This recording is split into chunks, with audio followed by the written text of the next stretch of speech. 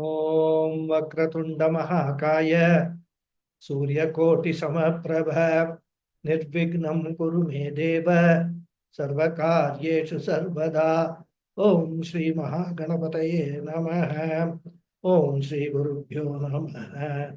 Harihi Om. Sadashiva Samarambham Shankaracharya Madhyamam Asmadacharya Paryantam Vande Guru Paramparam. Asmadgurubhyo Namaha.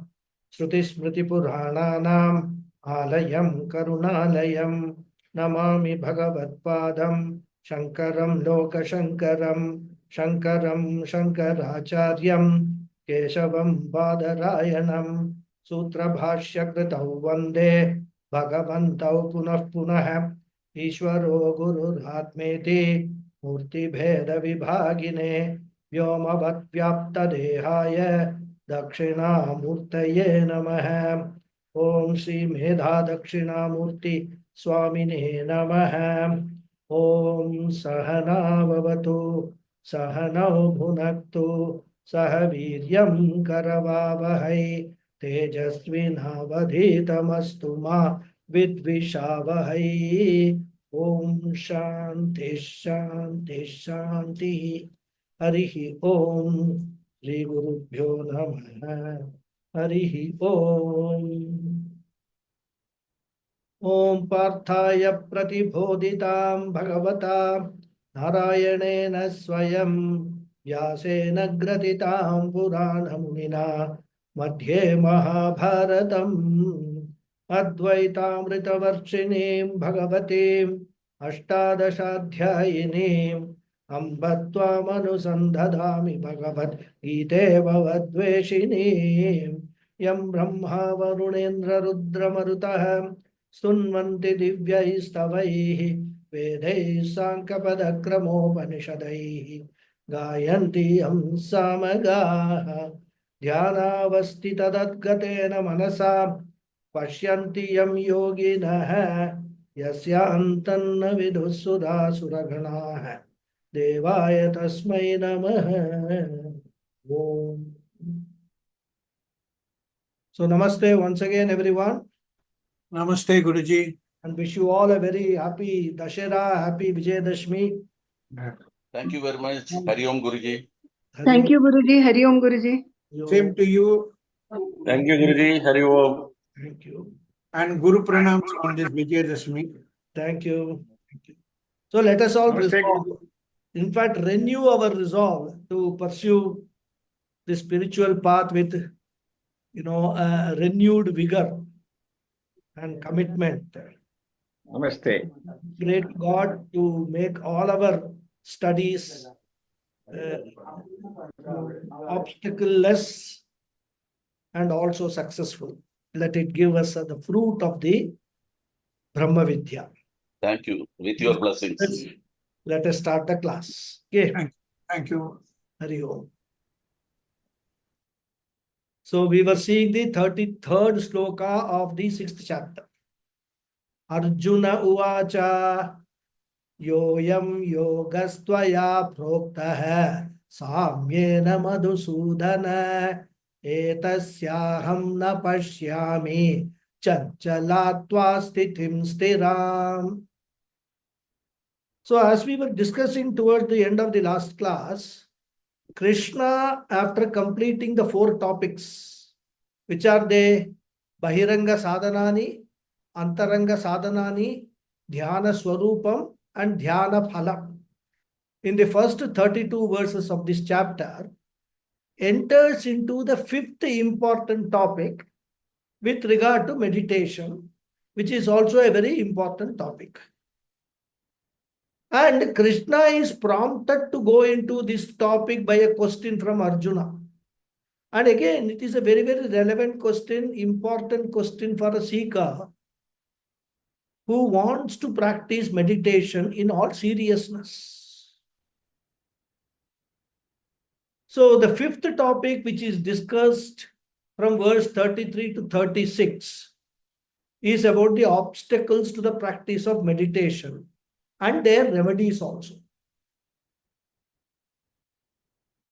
So the obstacles to the practice of meditation, dhyana vignaha, dhyana pratibandha, and then remedies parihara, the solutions for those obstacles. This is what in the next four slokas, 33, 34, 35, 36, we are going to discuss.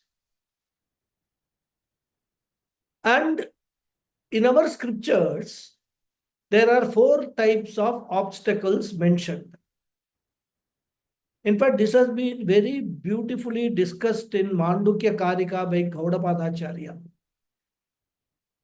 Karika has got 4 chapters, and at the end of the 3rd chapter, Gaudapada Acharya deals with meditation and naming it Mano Nigraha.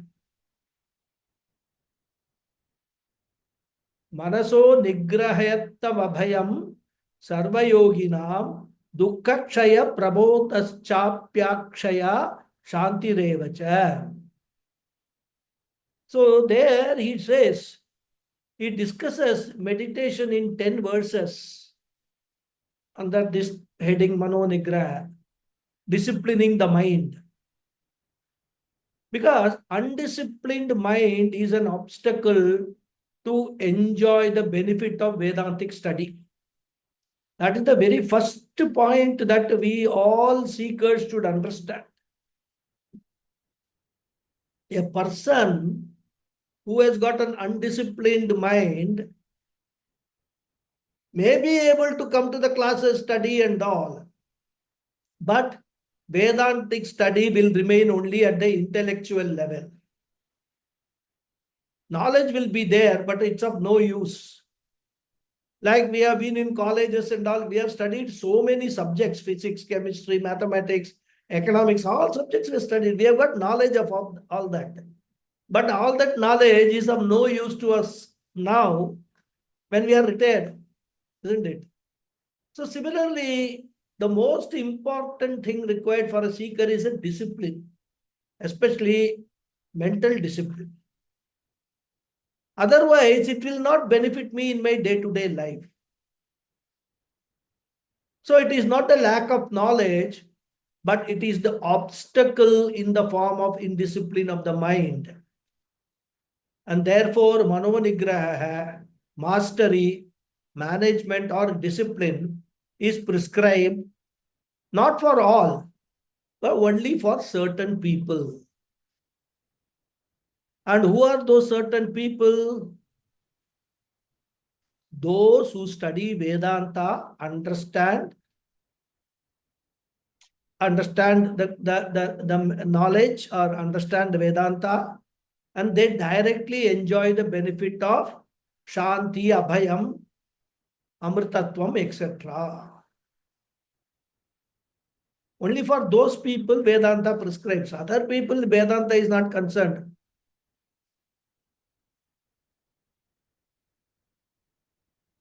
They have the mind, disciplined mind, which is relaxed, which is free from tension, which is light, which is happy, and which is secure. But if I am able to enjoy the benefit straight from the study of Vedanta, it means that I do not have any obstacle in the form of mental indiscipline. So when should I infer mental indiscipline? When I study Vedanta, Vedanta remains in one corner of my mind, and in my day-to-day life, my emotional problems continue. Thus, I end up with a double personality. One side, I brilliantly declare Aham Brahmasmi. And not only that, I can quote all Upanishads left and right and center. In fact, I can give wonderful lectures also. I can even become a popular as a guru also. Suppose all these are there, but emotionally, I am frustrated, unhappy, tense, worried. That means what? There is a gap between what I know and what I am. And if I've got those symptoms, my problem is what? Not lack of knowledge, but my problem is lack of mental discipline. And therefore, Vedanta says you require a separate exercise for mental discipline called Mano Nigraha. And that is why Gaudapada Acharya has dealt with, he has devoted 10 slokas for this topic. So whenever we talk of meditation, we must understand, as Arjuna has understood, that's the reason why he raises the question itself, that there could be obstacles, and the very first obstacle could be indisciplined mind. So therefore, Vedantic meditation, or what we call Nididhyasana, is not compulsory for all. Nididhyasanam will be relevant only in the case of those people where they find a gap between what I know and what I am. I know Aham Brahmasmi, but my day-to-day life, my behavior is not like Aham Brahmasmi. It is like I am Jivosmi. So if you feel that there is no use, because some people have this problem, they will study Vedanta for years together. Eventually, they will come and tell Swamiji or Guruji, I've been studying Vedanta, it has made no difference in my life. It is not the fault of Vedanta.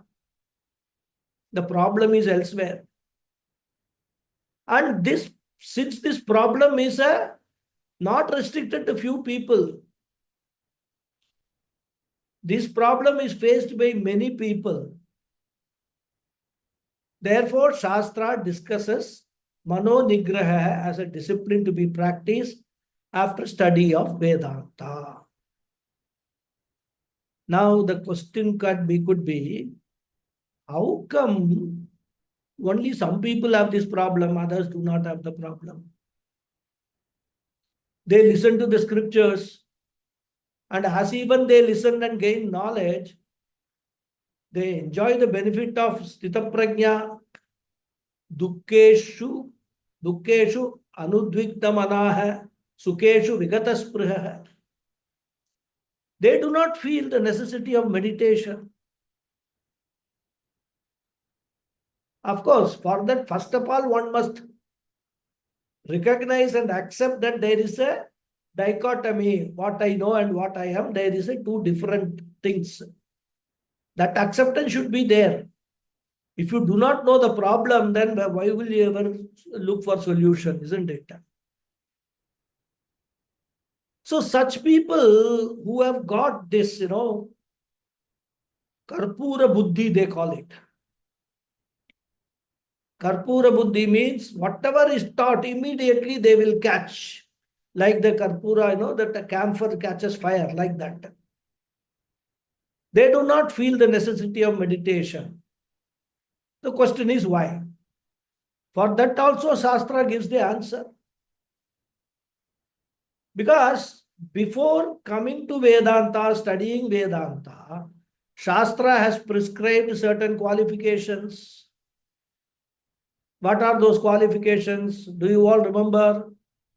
Sadhana Chatushtaya Sampatti, Viveka Vairagya, Shakka Sampatti, Mumukshutvam, all that, right? So, lot of qualifications are required or prescribed for even coming to Vedanta. Tattva Bodha students will very know, because that's why Tattva Bodha is a wonderful text. It's a wonderful introductory text. It will tell you what all you require to come to Vedanta. So when a student studies Vedanta with sadhana chatushtaya sampatti in ample measure, with all the eligibilities which are prescribed, Shravana matrena sthita pragya and jivan muktischa labhyate. Just by listening, that person becomes sthita pragya and jivan mukta. So for them, Nididhyasanam is not necessary. It is not that the Shastra says they themselves get the benefit and therefore they do not see the necessity. But generally, as human beings, what we do, we generally have an idea to go shortcuts, back doors and all that. Without acquiring the qualifications, we study Vedanta. And therefore, we are semi-qualified people when we come to Vedanta. For such people, Vedantic study should be followed by compulsory Vedantic meditation. This Shankaracharya makes it very, very clear in his commentary on Mandukya Karika, Gaudapada's Mandukya Karika. And Krishna also gives this meditation because Krishna knows Arjuna has that problem. When the whole Bhagavad Gita started, Arjuna was in a state of mess. If Arjuna had sadhana chatushtaya sampati, he would not have, there would have been no Bhagavad Gita at all.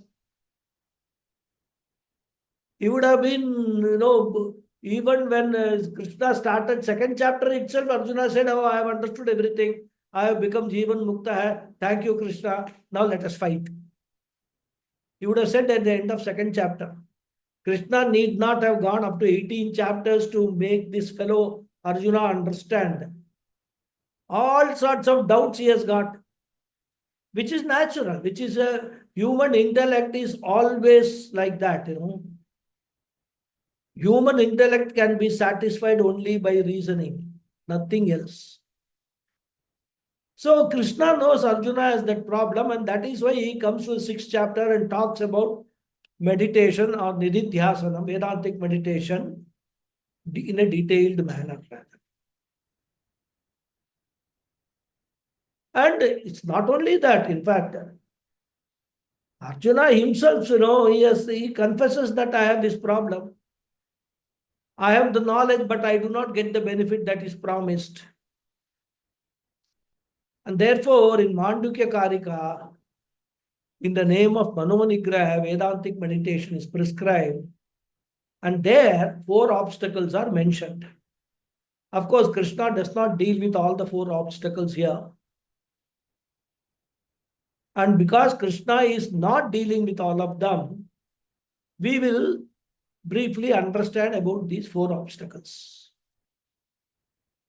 The 4 obstacles are called Layaha, Vikshepaha, Kashayaha, and Rasaswadaha. These are the 4 obstacles which stand in between me and my meditation. And some of you who are new to meditation, they will, one or the other obstacle you will certainly face. Layaha means dullness of the mind or sleepiness of the mind. And this is one universal complaint. When we sit for meditation, we end up dozing. In fact, in Gurukulam, I faced this problem in the initial stages. And like many people, I used to feel guilty. In fact, the students who used to sit next to me and all, because we used to have a group meditation, right? Every day morning.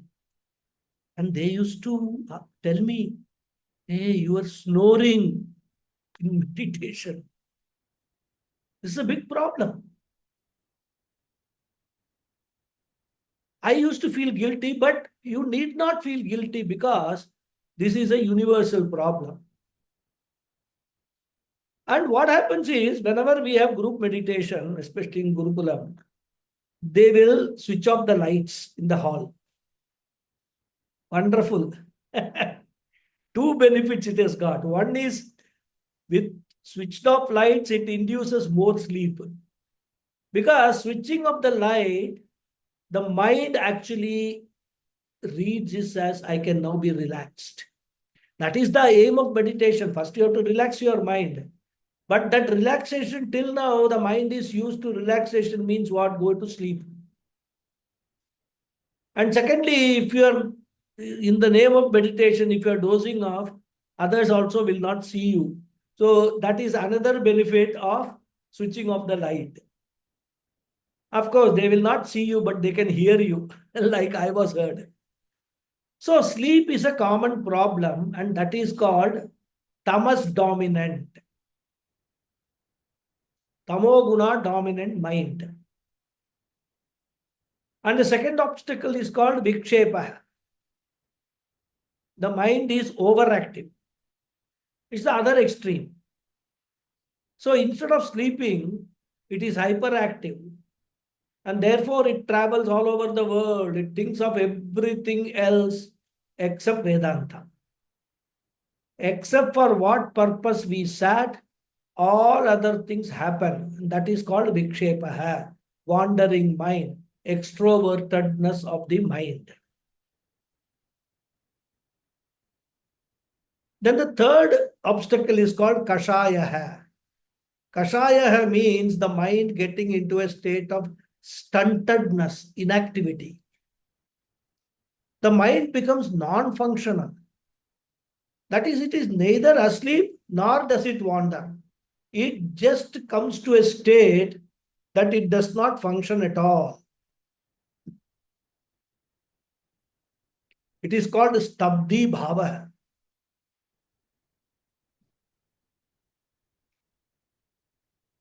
In another textbook dealing with this subject, this topic, the book is called Drik Drishya Viveka. Vidyaranya Swami discusses this and calls this stabdi bhava. What is this stabdi bhava? Let us see an example. Suppose you get a shocking news. What happens to the mind? For a few moments, the mind stops. It does not know how to react. Sometimes when people get a tragic news, they are stunned, isn't it? They do not react at all. They do not even cry. And this is quite often happens in the army, especially after a war. Many soldiers would have been killed. It's not possible for the army to inform every family that that soldier has died, because the bodies have to be given back to the families for doing the final, rites. So sometimes it may happen that the soldiers, army soldiers, will bring the dead body of another soldier to his home. His wife would not have been informed. And she will be, when she sees the body, imagine what will be her reaction. She will be stunned. She will not even cry. Not because she is a Jivan Mukta, that she knows that this is all to be accepted, but because she is in such a deep shock that the mind does not know how to react. It is stunned. Another example, you are standing somewhere. Let us say you are standing outside a temple. And you just happen to turn around, and just behind you, just 2-3 feet away, you see a huge elephant standing without the mahout. An elephant may be trained or wild elephant standing very close to you. For a minute, you will not know what to do, whether to run or to stand there itself, etc. Isn't it? Suppose you run, elephant runs behind you. Elephant is so powerful, it has got that long trunk. It can catch you even if you are 10 feet away. You don't know what to do. That is called a stunned state. Stabdhi bhava hai, kashaya hai. In such situations, people will try to make that person cry, especially that army example I gave, because in extreme emotions, the mind has the capacity to fold up and lose its balance. It is exactly like an accident. when the pain goes beyond a limit, the brain has got the capacity to fold up, that you do not feel the pain at all.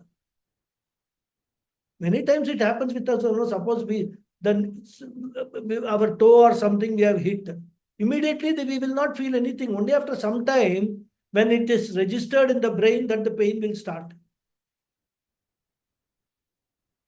So the pain mechanism is temporarily stopped because it has reached beyond the limit. It's like the fuse wire, When there is surge of electricity, automatically the fuse gets cut off. So we all have got, Bhagavan is a wonderful body he has made. He has taken care of all possibilities. So we have got a physical fuse wire. In extreme accidents, the body will not feel the pain. The brain closes. And this happens not only at the physical plane, but also it happens at the emotional level. So in extreme situation, the mind knows how to stop its functioning, and therefore the pain goes inside. And of course, later on, this pain will show up when we are ready to deal with it. It's a God-built mechanism. So when such pains are there, such traumatic experiences are there, the mind can get stunned. Shankaracharya elsewhere defines it as Raga Dvesha Viryam. Strong likes and dislikes in potential form stuns the mind. And that is why in extreme happiness also this happens. Suppose you have a son who is in America. You have been asking him to come and he says that he cannot come. He will not be able to come because of work pressure for the next 6 months. You have accepted it. Okay, I mean, in America, normally even normal thing, you don't get any leave. If there is extreme work pressure, there is no question. So you accepted that. Then what happens? Next day, the doorbell rings and you open the door and there is your son standing in front and smiling at you. And what will you say? I saw my son standing there. I didn't know what to do. It was as if my hands and legs were tied. So not only in pain, in extreme happiness also, we do not know what to do. Thus, intense raga dvesha is a potential condition which is called kashaya, and it gets activated in meditation. And the mind goes to a stunned condition. And then the last obstacle, rasaswadaha.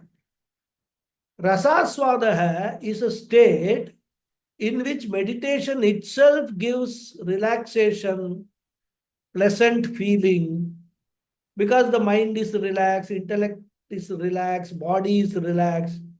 There is a wonderful pleasure, very comfortable feeling. There is a joy, which is called rasaha. This joy is not Atmananda or Brahmananda. It's a conditional joy because this is experienced only during meditation. You enjoy it at that time. At the time of that quietude, you enjoy, and when you come out, the joy goes away. Therefore, a pleasure that is experienced only during meditation is not mukti or Brahmananda. Because the definition of Brahmananda is a sense of completeness and fullness, which is there throughout. It does not come and go. And therefore, when I get that pleasure during meditation, I should be careful not to be enamored by that pleasure. If I get carried away by that pleasure, it becomes an obstacle for Vedantic assimilation.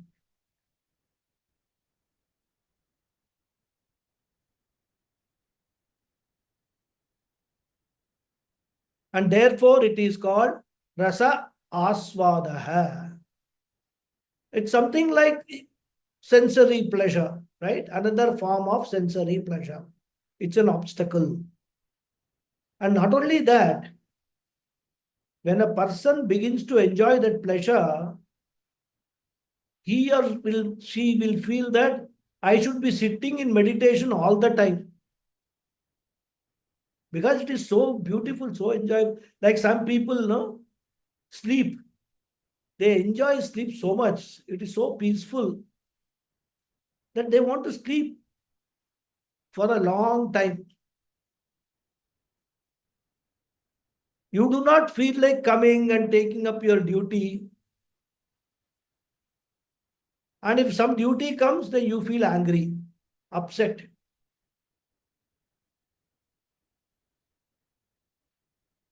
So when you are in meditation, phone rings, you are angry.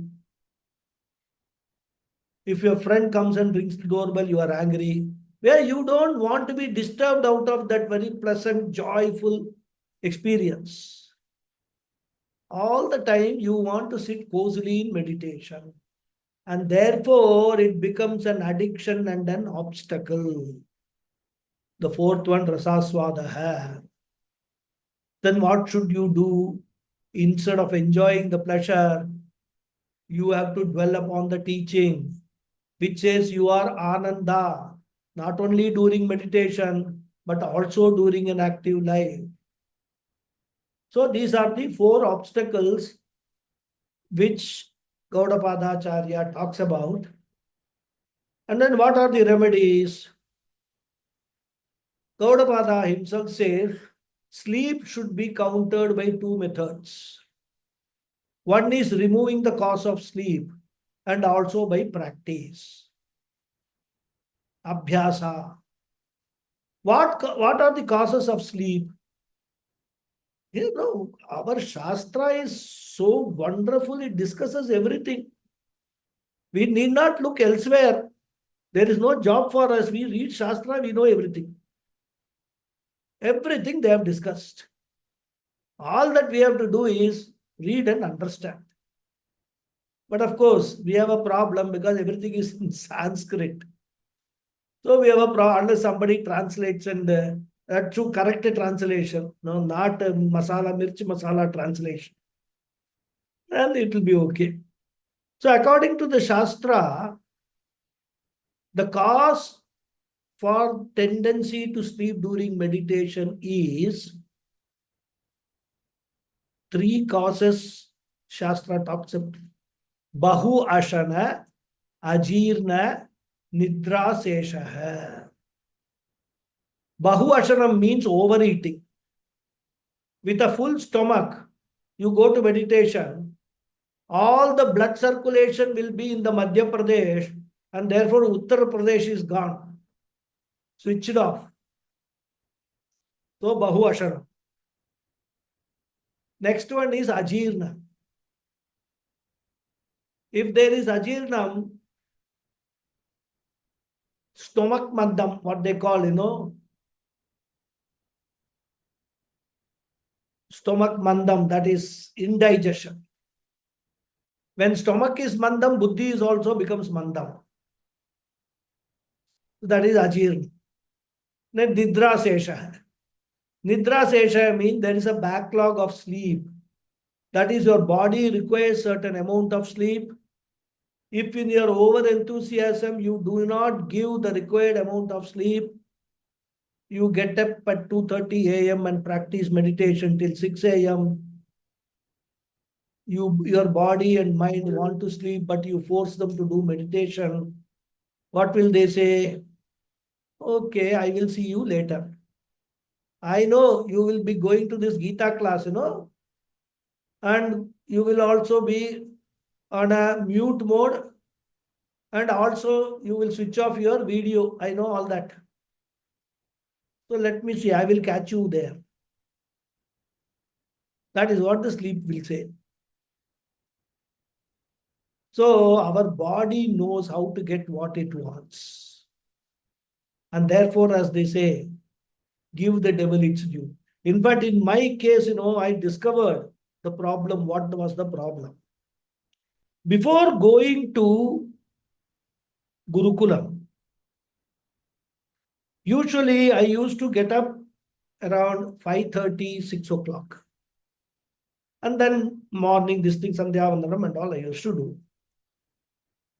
But what happened in the Gurukulam, the temple puja will start at 5:30. So students have to be there in the temple at 5:30. So if I have to go there at 5:30, I have to get up between 4 and 4:30, do all my take bath, do my Sandhya Vandanam, and then before 5:30 I have to reach the temple.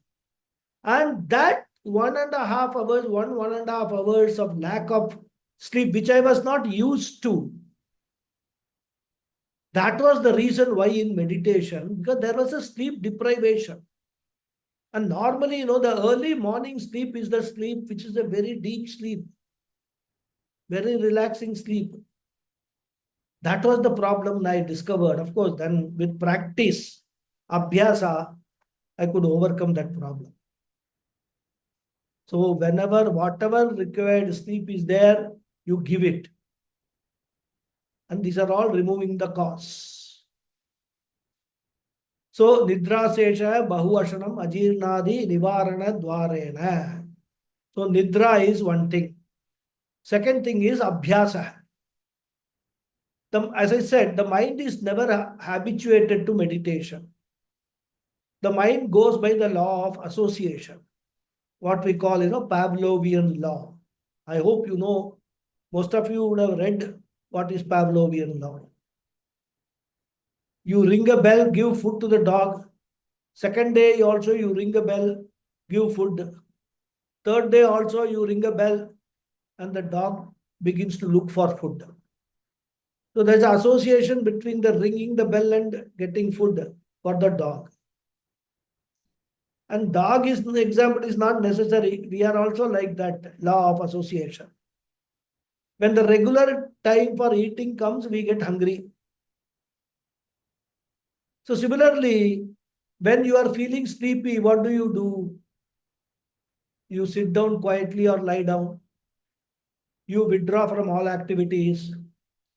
You withdraw the sense organs also. Your mind is relaxed. Your body is relaxed. You switch off the light. You close your eyes. All these things you do when you are feeling sleepy. And this you have been doing since you were born. Therefore, the mind associates this set of activities or withdrawal, like closing the eyes, etc., with sleep alone. And therefore, in meditation, when you do all these things, the mind thinks, oh, it is sleep time, he is going to sleep. Of course, he is not lying down now, he is sitting and he wants to sleep. So doses. And therefore, the mind has to be trained. The mind should know that there are two circumstances under which the situation remaining the same. In one circumstance, I will sleep, in another one, I should not sleep. So it should say one is the normal sleep, another is the time of meditation. This you have to train the mind by abhyasa, by practice. Because mind learns only by practice. You have to keep on doing. Initially, it will be a little difficult. But as you progress, like now, I automatically get up at 4 o'clock in the morning, which is a very good thing because 4 o'clock I get up. Even if I feel like lying down for some more time, I have got a half an hour gap between 4 and 4:30 to, awake, but lying down, getting my body into order for the activities of the day. And this has been there by practice only, because every day, forcefully, I used to get up at 4 o'clock. Now that has become a second nature. I get up at 4 o'clock automatically. Even if I sleep at 2 o'clock at night, morning 4 o'clock, I get up. That period, about 2, 3, 4 hours, very fresh. I will do all my activities. It's a different matter that at 10 o'clock, again, I will feel sleepy. So this is the method of remedying the problem of sleep. Next is Vikshepa. How to handle a wandering mind. For which the solution prescribed by Ganapathy Acharya is Abhyasa. Vairagyabhyam tat siddhi, he says. Again, Abhyasa, practice. And Vairagyam he presents, about which Krishna himself will deal with. And we will deal with it when Krishna deals with it. And the third obstacle I said is Kashaya or Kashaya. Kashaya, actually it is Kashaya. Kashaya means the saffron robe. Kashaya. When the mind has got hidden complaints, suppressed sorrows, guilt, pain, anger, jealousy, which I could not express due to various reasons. I did not like the way my father treated my mother, but I could not speak out at that time for fear of punishment from my father. So that is now deeply ingrained in my subconscious. So there are so many reasons you can imagine. All those things can stultify or stun the mind. When I sit for meditation and that thought comes and the scenes get projected in my mind, Vikshepaha, mind gets stunned. Therefore, when I sit in meditation, the mind can be immobilized because of the suppressed emotions. And many times, more often than not, the problem is I do not know which emotion I have suppressed, and therefore the only thing we can do is keep quiet and wait for the suppressed emotion to surface. Once it surfaces, we will know what is the problem. It could be happened 40 years back when we were just, got married or something. My wife might have made a statement which hurt me very deeply. I became very angry and wanted to retort, but I kept quiet because new marriage, I suppressed my emotion. Willy-nilly, I pushed it to my subconscious. Now it is 40 years, 2024. That anger I am carrying even now.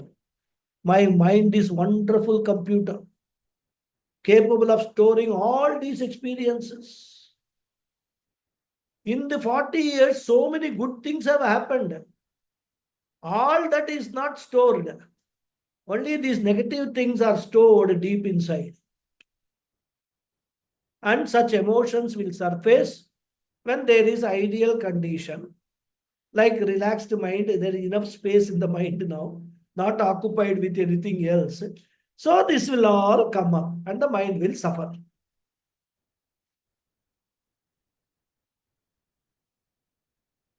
Normally in Grihastha what happens is, we have got so many present problems that the past problems do not surface. So when you do not have any more present problems, you get a quiet life like in an ashrama, some of them can emerge. And in fact, you will experience it, many people who come to Gurukulam and ashrama and all, you can see them, lot of suppressed emotions are surfacing for them.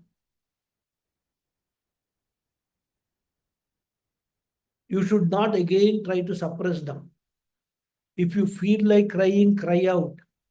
Go to some place, some lonely place, cry as much you want. And that is why even when people go to a temple, before Bhagavan, the idol, they will cry. When they go to Mahatma, Swamiji's and all, they will cry. And all this crying is good because they are dealing with the suppressed emotions. That's the only way you can deal with it. You have to remove those emotions from your system by crying. Telling it to somebody, sharing it. Because you have not done all this while, that is all there lying suppressed in your subconscious. So Ganapathy Acharya says, Kashaya vijaniya. If they are suppressed emotions, you let the steam out. And if you want to shout, go to the beach or a mountain top and shout. If you want to cry, cry. Whatever you want to do, to feel like doing, you do. Do not suppress. Kashaya vijaniya. So, when you sit for meditation, a few meditation sessions will be crying sessions, anger sessions, jealousy sessions. All this will be there. So that is vikshepaha. Right? Kashaya. Then rasaswadaha. Rasaswadaha, as I told you, is that nice, wonderful, pleasant feeling during meditation. And that is to be tackled by proper discrimination. That this pleasure that I enjoy in meditation is also like the conditional pleasure when my raga is satisfied. Because whenever our desires are fulfilled, we get a pleasure. But then very soon thereafter, we realize that that pleasure is there only momentarily. Something else overtakes that pleasure. So whenever that pleasant feeling we experience during meditation, we must tell ourselves that I should not become a slave of it. I should not get addicted to it. And then we have to remind ourselves, my true nature is I am Purnaha. I am Purnaha not just at this time of meditation, but I am Purnaha all the time. I am Asangaha all the time. Asangoham Purnoham Punah Punaha Sadananda Rupoham Iti Vedanta Dindimaha. So that the one what we are playing before the class starts, that you must recall. That is the Atma Anatma Viveka. Should discrimination should come. You should remember at that time. So discrimination is the remedy for Rasaswadaha problem. So these are the solutions. So now Arjuna is talking about only one obstacle, which is wandering mind. Okay. So he complains, Hey Madhusudana, Aham yoga tvaya proktaha. This meditation of dwelling in the Vedanta teaching, deliberate dwelling in Vedanta teaching, this Nididhyasanam, especially the teaching that I am the Atma, everything else is Anatma, body belongs to the world, mind belongs to the world, and they are subject to the laws of creation and also laws of karma. This Atma, Anatma, Viveka, which I am supposed to invoke repeatedly during meditation, which you have taught me, I am yoga. This Dhyana yoga, Tvaya Proktaha, what you have taught me, in what form? Samyena, in the form of Sama Atma Darshanam, dwelling upon my real nature, which is ever uniform, ever the same. That is my Chaitanya Swarupam.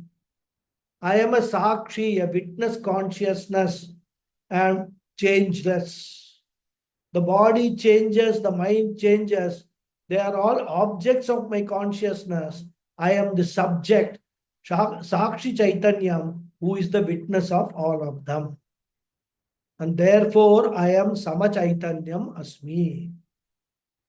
This Samadarshanam, this Atma Vritti, Hey Krishna, Hey Madhusudana, you have taught me. But my problem is, Etasya aham stiram stitim na pashyami. I am able to receive the wisdom from you. I am able to understand also and my intellect is reasonably good also, because you don't require any extraordinary intellect to receive Vedantic teaching. And therefore, Arjuna says, I am an adhikari enough to receive this teaching. I may not have total sadhana chatushtaya sampatti, but I am adhikari enough to receive the teaching. But my problem is this teaching does not remain in my mind. I am not able to retain this teaching. Reception is there, retention is not there. How many of us are in Arjuna's shoes? You can all ask yourself. Each one of us, we will find that we are no different from Arjuna. Everything we understand in the class. But when we have to practice it, becomes very difficult. Retention is not there. And that is why, in Shastra, the students are divided into 3 types based upon reception and retention.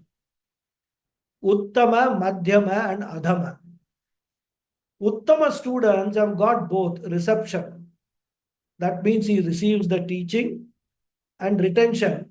The teaching is available even during the worst crisis. And therefore, Uttama student has got the immunity. He has the withstanding capacity to face any crisis, any shock. He has got the shock absorber. So he is a Uttama Adhikari with reception, retention capacity. The other extreme is Adhama Adhikari. What is the definition of Adhama Adhikari? The one who does not have both, neither reception nor retention. In fact, there is no reception. If there is no reception, what he can retain, isn't it? Therefore, Adhama Adhikari is not able to receive the teaching itself. You will find many of them saying, Acharya ji, everything is going over my head. I do not understand anything. Only if you understand, then the question of whether it is retained or not arises, isn't it? He doesn't understand at all. So this is Adhama Adhikari. Then Madhyama Adhikari is in between. Majority will come under that only. What is that? Reception is there. They understand. They give the certificate to the teacher also. Oh, you are a very good teacher. We are blessed. Such a nice teacher. We are able to get the teaching very well, Guruji. But along with logging out of Zoom,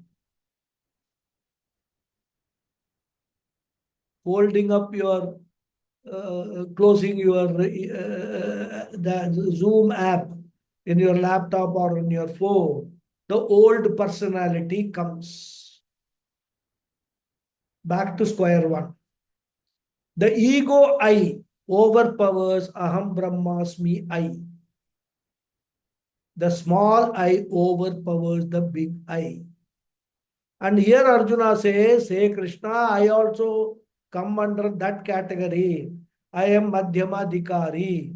Therefore, my problem is what? Stiram Stitihi, retention, continued presence of this knowledge, na pashyami. I do not experience, I do not see. See means I am not able to retain.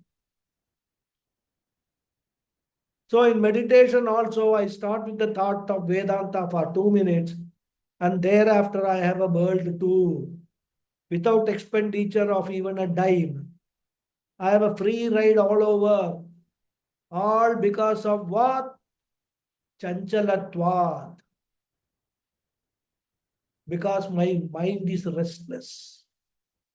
So Arjuna has deciphered his problem. He does not perhaps have the Laya problem or Rasaswada or anything. His problem is Chanchalatvam. That is called Rajoguna Pradhanatvam. So Arjuna's problem is not Tamoguna, but his problem is Rajoguna. Rajoguna means extrovert mind, wandering mind. And therefore he says, I have a problem. And he expresses this problem more clearly in the next verse. We will read.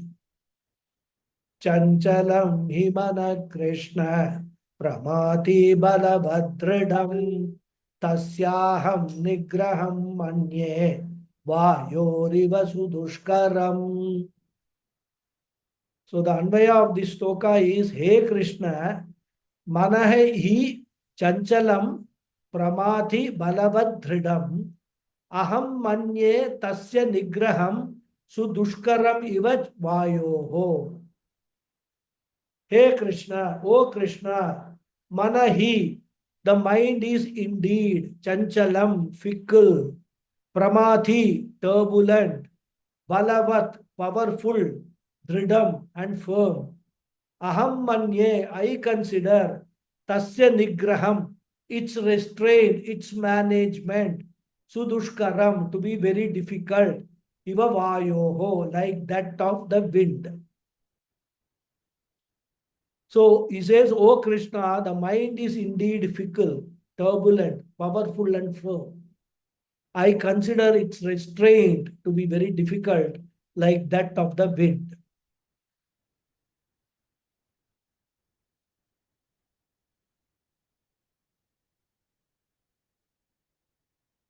So what he implies is, this mental problem of hyperactivity is so intense in my case, at my age. And not only in my case, most people have this problem.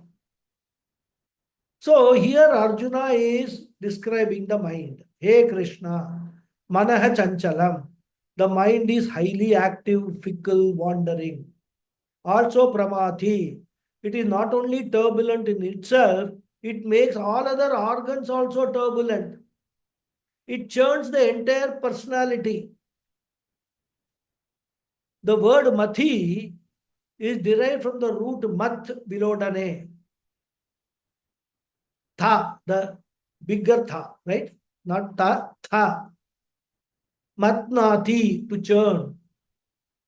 Those who are Tamil speaking, I don't know in other languages, the word for churning the curd is mattu.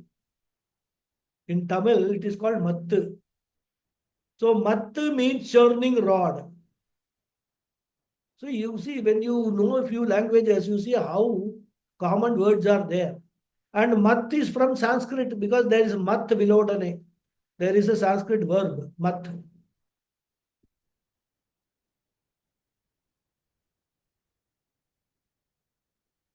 So when the mat is inside the curd and when you are churning, the whole thing becomes turbulent, isn't it? Similarly, the mind is like a churning rod. When the mind is turbulent, it expresses at the external level also. Mental turbulence expresses at the verbal level also. That is why when I am emotionally disturbed, what happens? Mouth becomes active. Either the talking mouth or the eating mouth, both. If you see, some people who are emotionally disturbed will eat a lot. So mind, or they will talk a lot, or in fact they get angry and things like that and all, shout at people. So eating and talking both happens when mind is turbulent.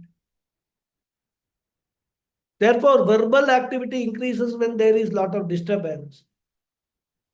And that is why, sometimes on the road, you can see people, they will be talking. And you will be looking for someone to whom they are talking, and there will be nobody. And you will find that they are talking alone because the mental pressure is so much. It is like a volcano inside. Of course, these days we see a different set of people who seem to be talking to themselves. Actually, they are talking over the mobile phone with earphones. Unless you observe carefully, you will think that something is wrong with that person. He seems to be talking to nobody. Anyhow, we will come to the mental disturbance in the next class. It's time now. I'll say the prayers. Okay. Om Purnamada Purnamidam Purnat Purnamudachyate Purnasya Purnamadhaya Purnameva Vasishyate. Om Shanti Shanti Shanti. Harihi Om Shri Gurubhyo Namaha. Harihi Om. Dhanyavada hai everyone. Thank you very much. Thank you. Thank you very much, Guruji. Namaskaram. Thank you, Namaskaram. Guruji. If anybody has Oh, any thank you very questions, much. Thank you, Namaste. Guruji. Thank you very much, Guruji. Namaskaram, Thank you, Namaskaram. Pranam. I was Namaste. saying that if anybody has got any questions, please note it down. We please raise it in the next class on Friday. Because in 15 minutes, those of you who have actually enrolled for Mundaka Upanishad have to log out of this and log in into Mundaka Upanishad class. So that inaugural class is there, 7:15. So if there's only a very simple question, I can answer, but no, it's a very long question or my answer. Usually my answer will go very long. Question may be simple. But if there are questions still, you can note it down. Next class, we can take it up. Okay. So our Mundaka Upanishad class is starting at 7:15 today. 7:15 today. So you will have to log out, and there the link is a different link. You will not be able to use this link. So I have sent that link to everybody. Okay. So including those who have just registered for getting the recordings also, they have sent. At least today they can attend the inaugural class. And from Monday onward, they will not get the link for the class, but they will get the link for the recording, this YouTube link. Hi. Thank you. Sorry, I have not registered it by somehow it overlooked. Is it possible now to register? You will be able to attend the classes. It is two days a week, Monday and Thursday, 7 to 8 p.m. Yeah, can I get, you are given two options. Yes. Those who cannot come. So can I get that link? Yeah, I will send you the link right away. Okay. No problem. Okay. Then I Thanks. will register your name also in the regular class. Okay. Okay. All right. Okay. Thank you very much. Hari Om. Thanks a lot. So we'll close this session and meet after 10 minutes. 10 or 12 minutes.